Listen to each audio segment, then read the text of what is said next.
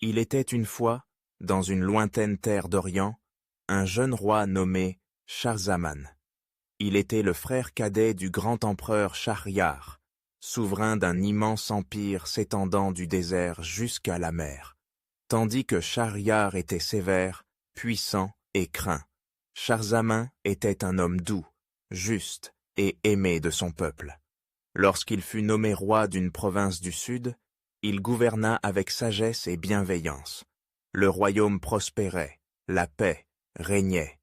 Mais dans le cœur de Schahzaman, il y avait un vide, une mélancolie qu'il ne comprenait pas lui-même.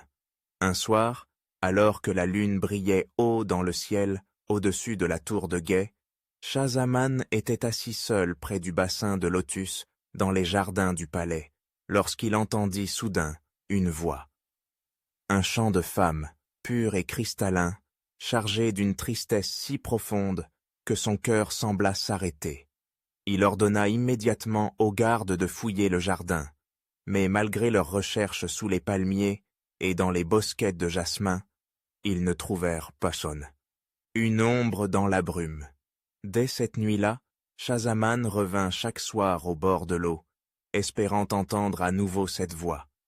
3 jours plus tard, sous la pleine lune, il aperçut une silhouette vêtue de blanc, marchant doucement sous les saules. Il l'appela, mais elle ne répondit pas. Elle sourit simplement, et disparut dans la brume. Chaque nuit, elle revenait, chantant, silencieuse, et s'évanouissait avant l'aube. Les ministres disaient qu'il s'agissait d'un fantôme ou d'un rêve. Mais Schahzaman savait dans son cœur que cette femme était réelle. Une nuit, il déposa un lotus blanc près du bassin, accompagné d'un mot. « Si tu es réel, laisse-moi un signe. » Le lendemain matin, la fleur avait disparu, et sur la pierre où il s'asseyait chaque soir, reposait un jasmin violet, une fleur inconnue dans cette région. Un rêve et une promesse. Cette nuit-là, Schahzaman fit un rêve. La jeune fille était assise sous la lumière lunaire. Ses yeux étaient profonds et tristes, comme l'automne. « Je m'appelle Layali, dit-elle.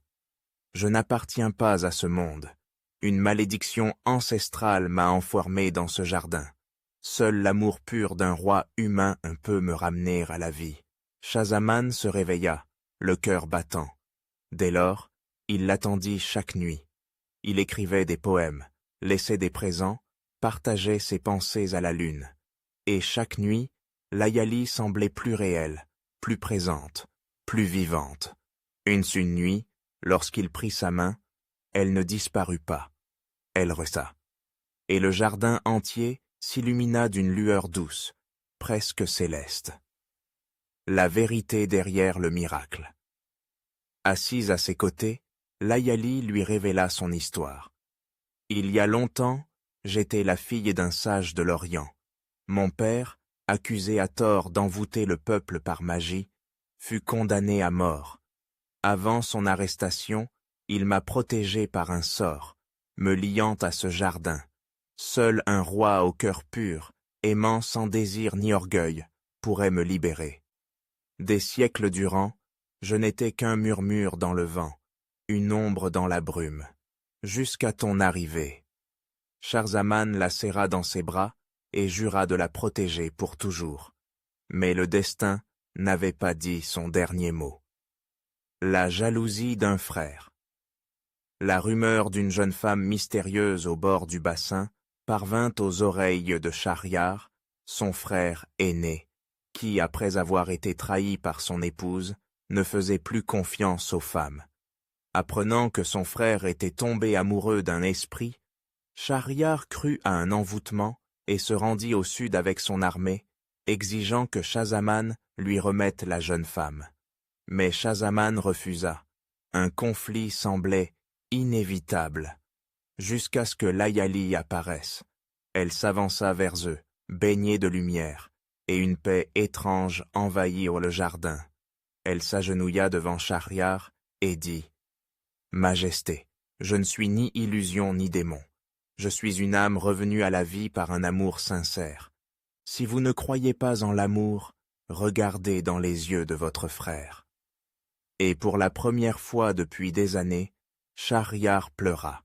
Il repartit sans guerre, disant seulement « Si cet amour est vrai, il survivra au temps, sinon ce n'était qu'un rêve merveilleux. Une amour tranquille, une légende éternelle. » Shahzaman et Layali vécurent ensemble sans mariage fastueux, ni cortège royaux. Seul le jardin et la lune furent un témoin de leur union. Sous leur règne, le royaume prospéra. Layali, devenue reine, conseillait avec douceur et sagesse. On disait que lorsque sa voix s'élevait, le vent chantait, et que lorsque son sourire se levait, la pluie tombait tendrement.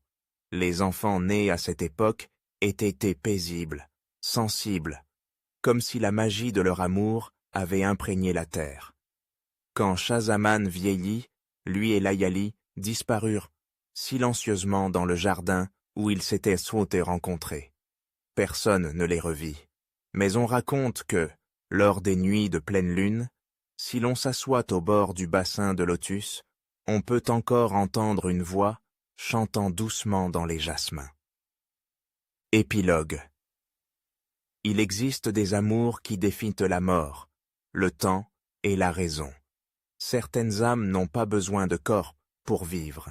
Elles habitent les souvenirs, la lumière lunaire, les cœurs, assez purs pour entendre l'écho de l'amour.